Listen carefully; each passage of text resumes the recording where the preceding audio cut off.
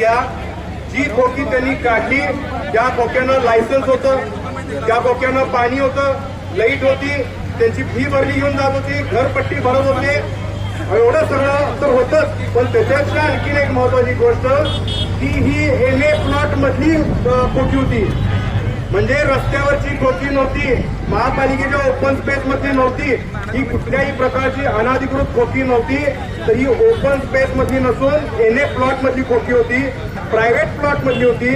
इथं येऊन जर का आयुक्त खोकी काढतात तर तो सगळ्यात मोठा आपल्यावरती कुऱ्हाड घातलेली आहे.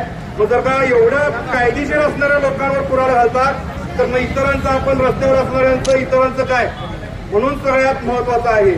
दुसरी महत्वाची गोष्ट, आज त्या जागेमध्ये रेल्वे म्हणते माझी जागा आहे, पवार म्हणतो माझी जागा आहे, तारोडे म्हणतो माझी जागा आहे आणि पटवर्धन म्हणतात माझी जागा आहे. यामध्ये महापालिकेचा कुठंच अधिकार नव्हता. मग त्यांनी आपल्याला नोटीस कशी काय दिली? वर नोटीस दिला ती 24 तासाचीच दिली. मग शनिवार रविवार बघूनच का दिली?